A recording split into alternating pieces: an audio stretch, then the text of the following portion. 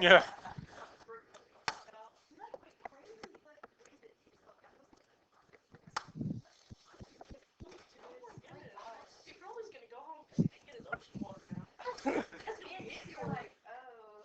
All right, guys. We're going over the review sheet today to make sure that we do have enough time to go through all of this. Factoring.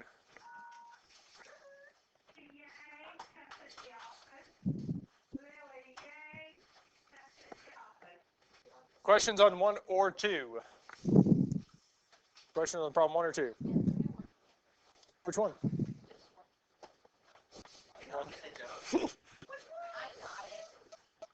So, we're factoring. We'll look at number 1. So we do have several steps in factoring. The first step. Nope.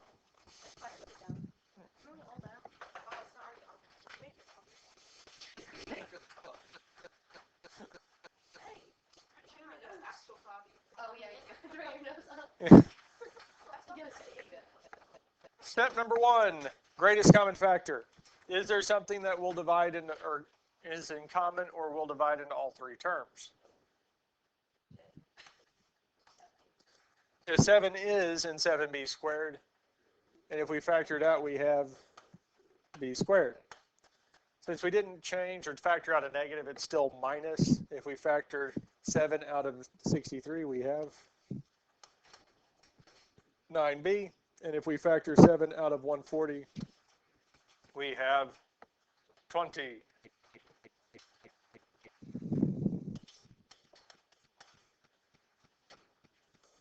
Since there are no other greatest common factors or no other common factors, we can move on to step number 2. 2 sets of parentheses with 3 spaces. Okay, well, that takes care of step 2. Step number 3, find the sign. If the third term is positive, the signs are the same and they match the sign of the middle term. If the third term is negative, our signs are opposite. Here, the third term is positive, so the signs are the same and they match the middle term, which would be subtraction, yes. Now we need to find the factors of the first and third term. Factors of the first term would be B and B. Factors of 20, 1 and 20. Which one do we want to try first? 4, 5.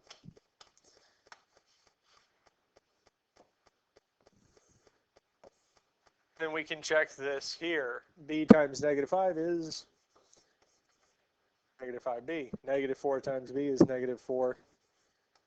Negative 5b minus 4b is that the middle term we wanted? What's the middle term? Negative minus b. You're looking at negative 63b. Yeah. Because it would get back to negative 63b because we'd multiply by that factor of 7, which would get us there. Any other questions on number 1? Questions on 2?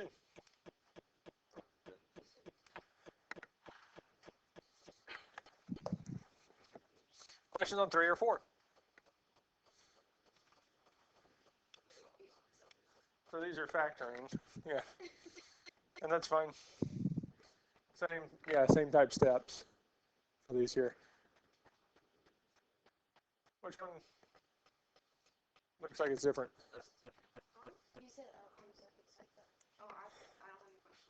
Okay. 5 and 6? 7 and 8? 8. So we have 2 things being subtracted. Is 4n squared a perfect square? Because what times itself is 4n squared? 2n. And 2n multiplied together give us 4n squared. Is 49 a perfect square? Wait, 7 times 7 times 7. So this is a difference of perfect squares. And the difference of perfect squares is our a squared minus b squared is a minus b times a plus b. Well, our a and b in this case, well, we would have plus and minus. Well, our a would be the factors of 4n squared, which is 2n, 2n. B is our factors of 49, which would be? That's all. Wow. Easy peasy. It's 9 x squared is 2. And it's minus. Which one number? So 196 and 144. Now, if we're not sure, the calculator can help us, because I can go second square root 196 is 14. And 144 is 12. So 196 is 14 squared. 13 squared is 169. Well, 13 squared is 169. They're kind of some of the perfect. Well, I mean, 7 is not perfect. Yeah. If we have 2 being subtracted, it's going to be a difference of perfect squares if we're factoring it. I mean, if it's not a difference of perfect squares and we have 2 terms, most likely we're solving, and it means that the solutions are going to be irrational. So we're going to have radicals left over or I. It's going to be one of those 2, which is just square root method. Get it by itself, square root both sides. Here, both of those aren't perfect squares. So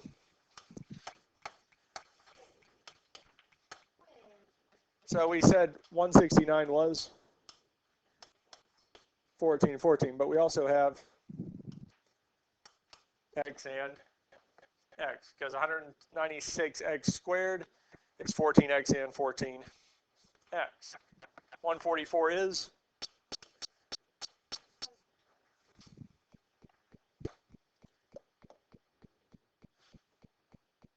Let's do that bright green. Is there a greatest common factor between 14x and 12? 2.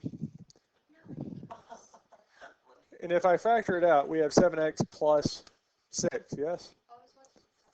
How about the other one? So we would bring it out to the front. Also, 2 times 2. And 2 times 2 is?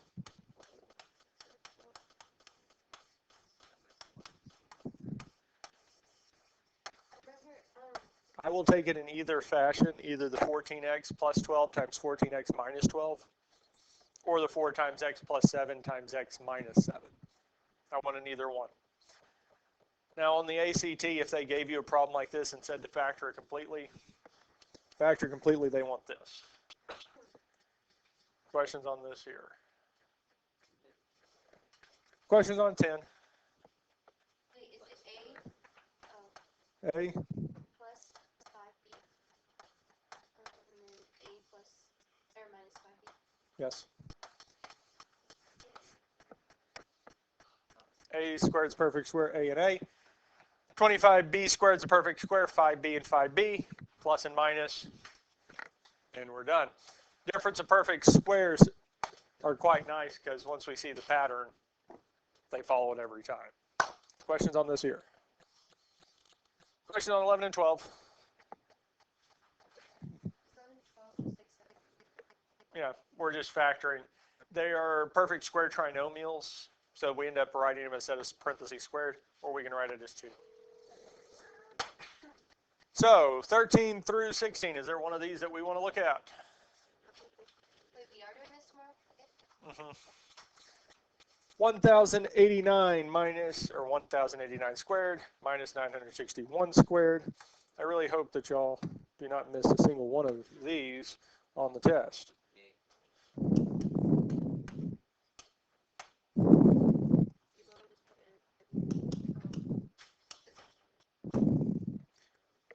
$1,089 squared minus 961 squared is 262,400.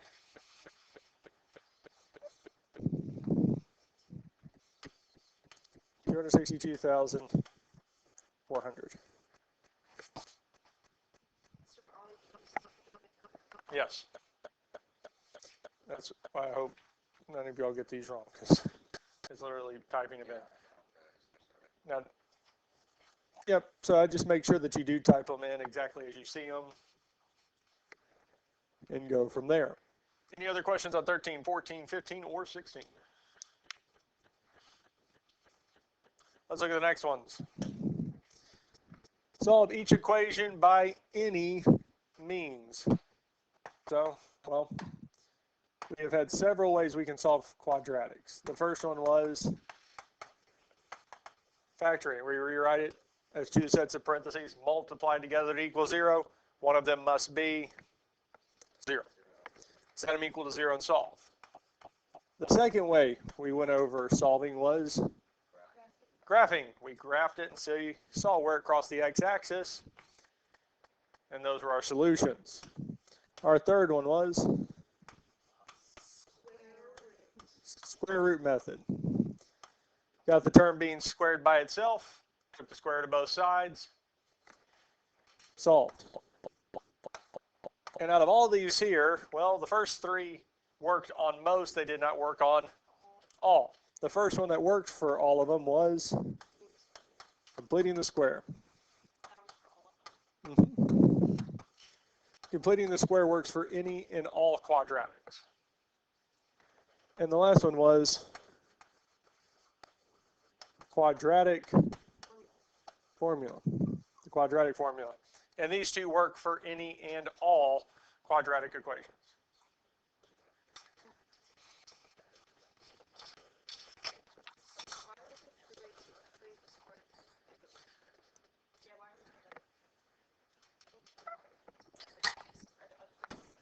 Well, let's look at the first one here, because we could go through completing the square. To complete the square, the first thing we would do is subtract 2 from both sides. Then we would go through the process of finding C, plug it back in, rewrite it as a set of parentheses squared, square root both sides, solve for x, yes?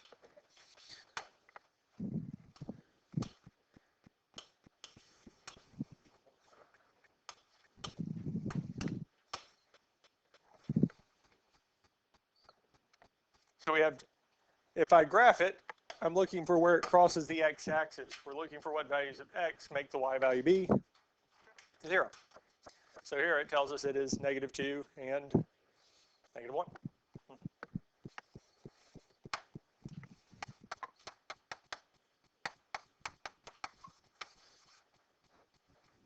That's it. Because if the answers are integer solutions, graphing can get it to us quite nicely and a lot faster than we could ever do the quadratic formula or completing the square. But if the solutions are not integers, positive or negative numbers without a decimal, then graphing doesn't work as well. But it could still be factorable if we do have rational solutions. But if we don't have integer or rational solutions, and we start talking about irrational or imaginary, then we've got to fall back to the completing the square quadratic formula. So sometimes it's nice. I graph it, I got the solutions, I'm done. Now, number 18, we can do the square root method. And the reason I know I can do the square root method is because we don't have a middle term. We don't have an x. Yes? Mm-hmm. Yes. X will make the y 0, right? Yes. And whenever we do graph it, we need to make sure it is equal to 0. Now for number 18, to do the square root method, we would add 9 to both sides, telling us x squared is equal to 9. Then we would square root it, partially why we call it the square root method, because the square root of x squared is x, square root of 9 is 3. This is missing one thing, the plus or minus. Whenever we take the square root of both sides, we need the plus or minus. So we get this here. Questions on this here? You just plug in the So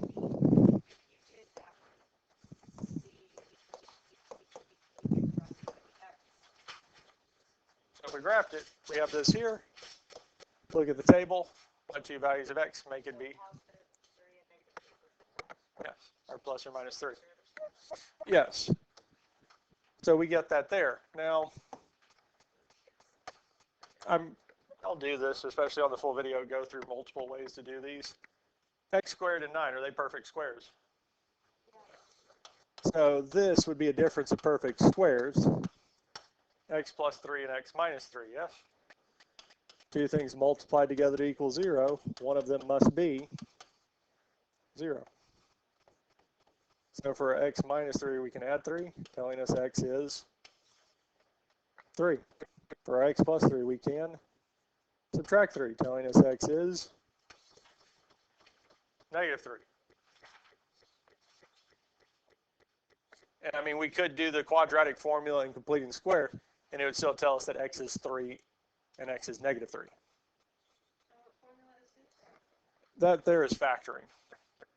Because we factored it into our two sets of parentheses, multiplied together equals 0. One of them must be 0, so we set them equal to 0 and solve. Questions on 17 or 18?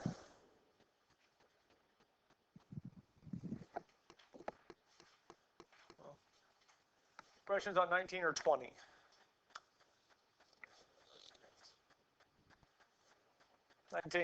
Well, if we're going to try to graph it, because that's where I would link to first, especially since we have 1/5, we do need to get this equal to 0. Because if we graph it, we need to get it equal to 0. If we factor it, we need to get it equal to 0. Square root method, it's not even a possibility because we have the 2x. We do have a middle term, square root method's out. The only other two methods we have are completing the square and quadratic formula. Quadratic formula, again, needs to equal 0. Completing the square. Step number 2, get the variables by themselves and leave, well, it should say also say leave two spaces. But the 2x, we have to move it anyways.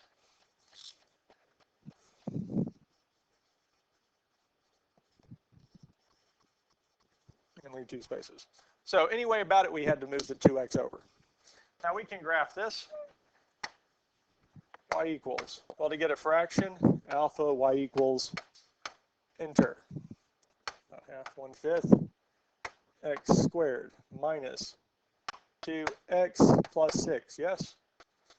And it crosses the graph how many times? Or x-axis how many times? None. So it means that our solutions are not real solutions. And when we covered this in 3.3, we said no real solutions and moved on. But at that point in the chapter, we had not covered I. We hadn't covered our imaginary numbers. So we can still solve this. Now, I'm going to show you a very nice method to actually make this work out better. And the reason I'm doing this is because since this has imaginary numbers, there's only two methods that work. Completing the square or quadratic formula. Those are the only two that work. Now to make this nicer to work with, we need to get that 1/5 to become 1. What can I multiply 1/5 by to be 1? Because how many fifths make a whole? 5. So we can distribute the 5 through. Because our 1/5 times 5 gives us 1, we just have x squared. Minus 5 times negative 2 is negative 10x. And 5 times 6 is 30. And it's equal to 0. So when we divided by our -1 in some of the previous chapters to make a be positive 1, similar thing here. We're making the numbers work nicer. Because instead of having to plug 1/5 in for a for quadratic formula, we're now going to plug in a as 1. B is -10. C is 30. Questions? Because 5 is just a scalar. So it's scaling all the numbers up or down, but it does not change the solutions. because all we're doing is changing a, b, and c by a factor of 5, but that factor ends up factoring out later. Right, it doesn't change the solutions are zeros. Zeros will still be the same, but everything else will look a little different. And sometimes work a little bit better. Because if we use the quadratic formula, negative b plus or minus square root of b squared minus 4 ac all over 2a, if we had left it alone as 1/5, I would have had a fraction in the bottom of the fraction and a fraction inside the radical. I want to avoid that at all costs. Questions on this at this point here? Now we need to plug in the values of a, b, and c. So negative b would be negative 10 plus or minus the square root of negative 10 squared minus 4 times a times c all over 2a.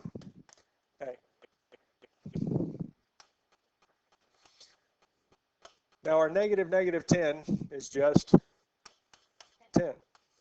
The denominator 2 times 1 is 2. Inside the radical, we have negative 10 squared minus 4 times 1 times 30, which is negative 20. The 30xs, if we'd actually plugged the radical in with it, would have thrown a little bit of a fit and said, no, by an error, it's going to throw up an error. Because it cannot take the square root of a negative. Now, we know with negatives inside of a radical, the negative is going to come out as I.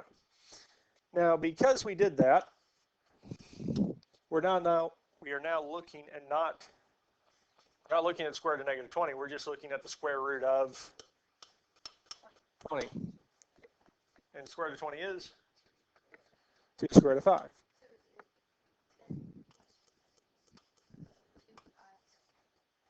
I squared 5, yeah. Because the negative came out as I. Square root of 20 is 2 square root of 5, which tells us the square root of negative 20 is 2I square root of 5. Now, if you put this, and especially on the test, have this as part of your answer, and get the next step, the simplifying, wrong, I will still take it. I will take this as your answer. Because 10 and 2I both have a common factor of 2, which we can simplify out for this here. I will take either one of these, but the biggest thing I will count all points for is if you leave it as the square root of negative 20. I will not take that because I need you to simplify that radical. We can't have negatives inside the radical, and if the radical does simplify, you need to simplify it. Okay? And if we have numbers that we can add or subtract, you need to go on and add them, subtract them. Does that make sense? Yeah. We will do more with quadratic formula.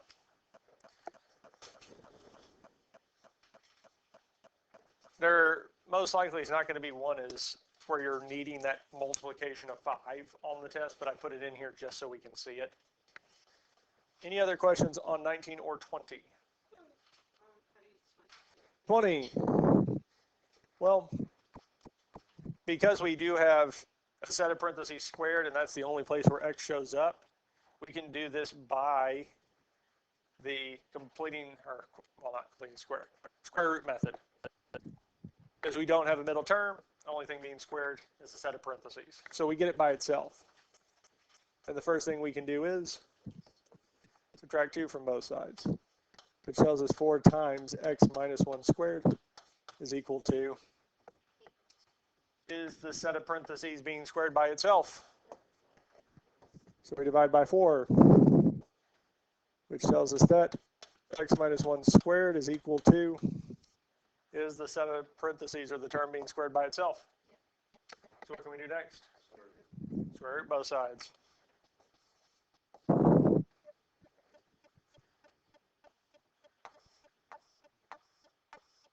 So The square root and the square will cancel, telling us x minus 1 is equal to what? Plus or minus the square root of 2. Anytime we take the square to both sides, we have to add the plus or minus.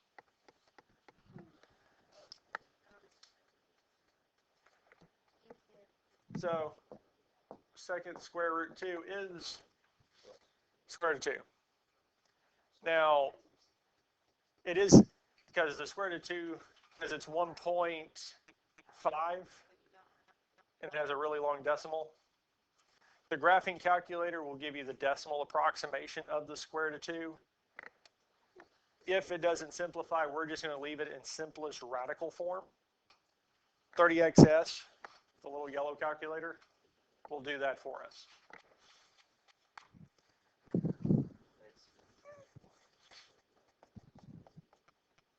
Add 1 plus or minus the square root of 2.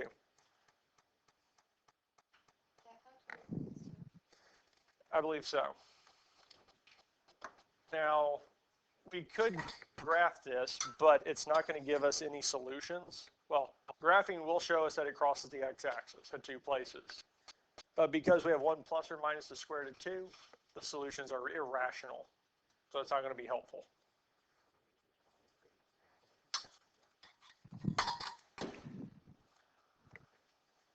Questions? How did we get I?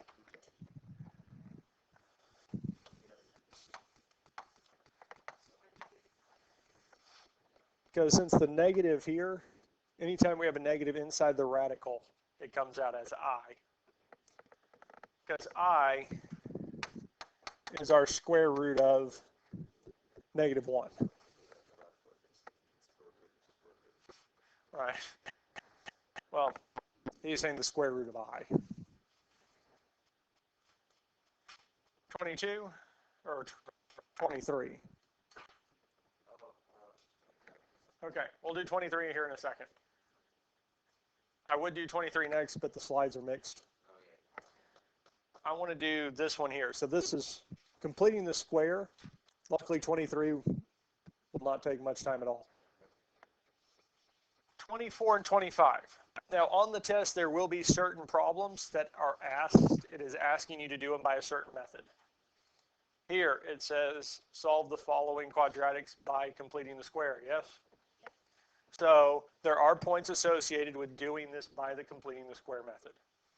If for some reason you get stuck or forget how to do it during the test, but know or feel more comfortable or remember how to do it by the quadratic formula, go on and do it by the quadratic formula. Do it by a different method.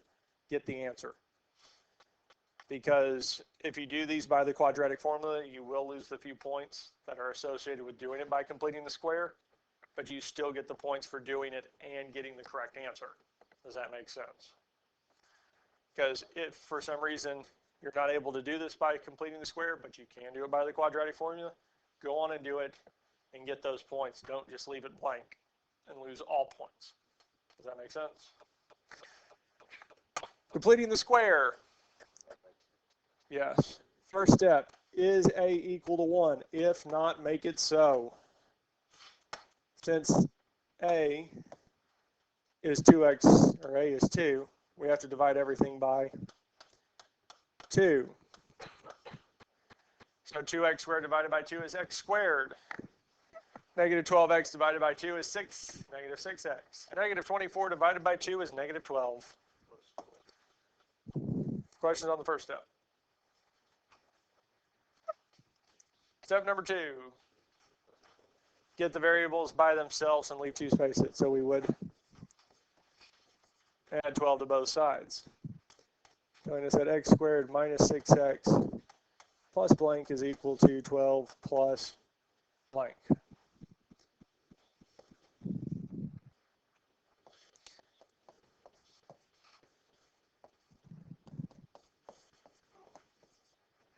Questions on steps 1 and 2 for completing the square? We good so far? Because I'm already starting step 3. Yeah. Step 3 is to find the value of c and plug it in. Well, c is defined to be b over 2 squared. Now we are referring back to our ax squared plus bx plus c. C is the constant term. And here the value b is what? -6.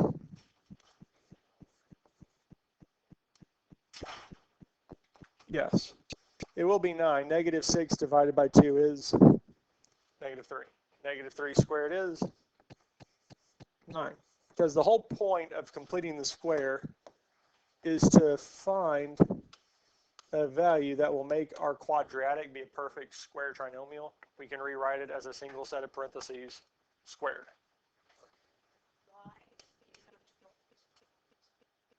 Because if I add something to one side, I have to add it to the other to keep it balanced. Since we added 9 to the left side to get x squared minus 6x plus 9 to be a perfect square trinomial, which will factor 2 x minus 3, is what we have inside the parentheses before we square it, and finding c is what goes inside the parentheses. So the plus 9 made that a perfect square trinomial, that we get x minus 3 squared. But if I add something to one side, we'd have to add it to the other.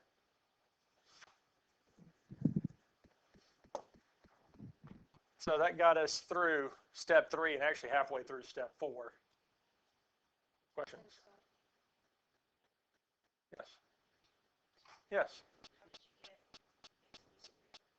Because we're factoring x minus 6x plus 9, because its actual factors are x minus 3 times x minus 3. Anything multiplied by itself is squared. We're factoring this here. Because we want it to be a perfect square trinomial. Perfect square trinomial, this is a side note, I wouldn't write this down, is going to be in this form here. Because if I have it in this form, when I take the square root and square will cancel. That's the whole goal of completing the square. So we found this 9 value that would turn it into a set of parentheses squared, which in this case is 9, to get here.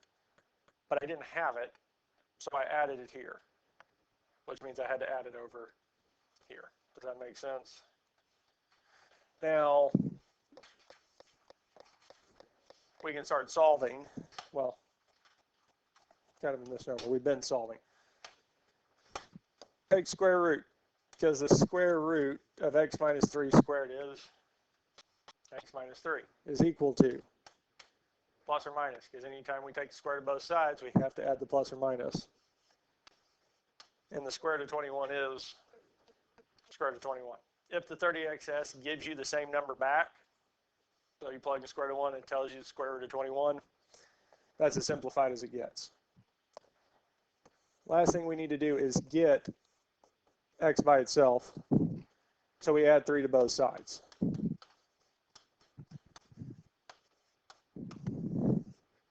We do want to put that 3 in front. It's not incorrect to put it behind it, but it's better to just put it in front. And that's the final answer. Questions on this here?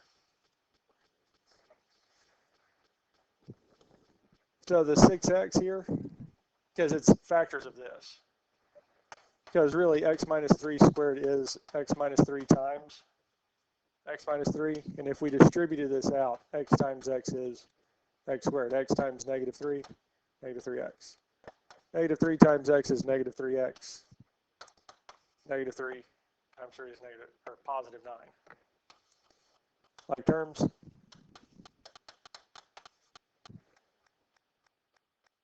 Yeah, it's part of the factors that get us the middle term. Does that make sense? But that's it. Put that one there. Questions on any of this here? Well, before we call it, we're going to go back to 23. Now, I haven't had this one included on the review sheets before because this is part of factoring. It is factored already. And if there is at least one of these on the test that it says solve by factoring and it's written this way, it's already factored, yes? I put these on here to be, especially on the test, to be nice, to say, hey, it's already factored. And if we have two things multiplied together to equal 0, one of them must be 0. But I realized I need to actually include one on the review sheet because apparently in years past it's confused people. Because really all we had to do was set each part equal to 0. It's already factored, so we just need to set them equal to 0 and solve.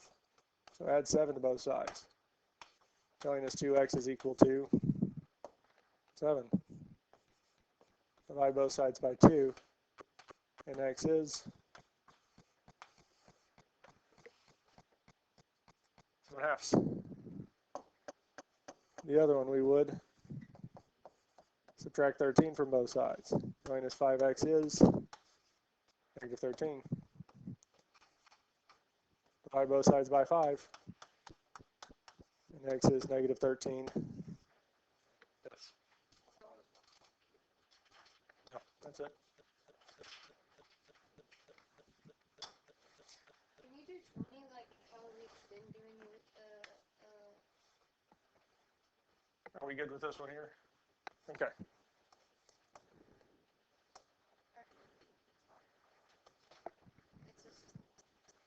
So here we can try graphing this. X squared plus 100 is going to get nowhere near the graph. It actually doesn't even cross.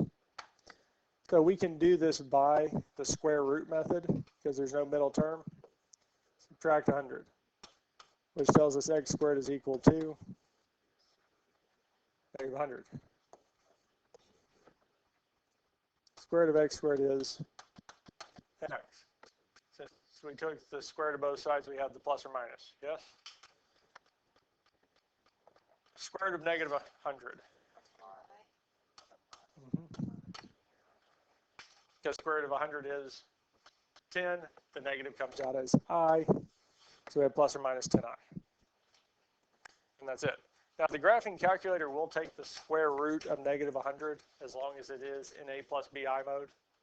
It'll tell you it's 10i.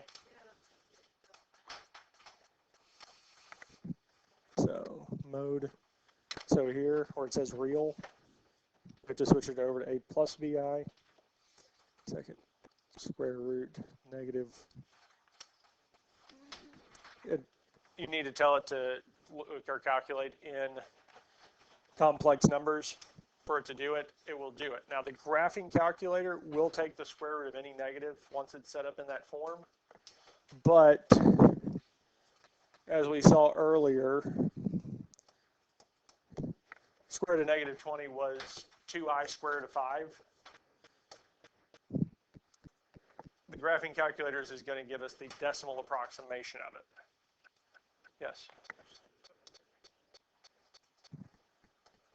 Yes. whenever you get to the like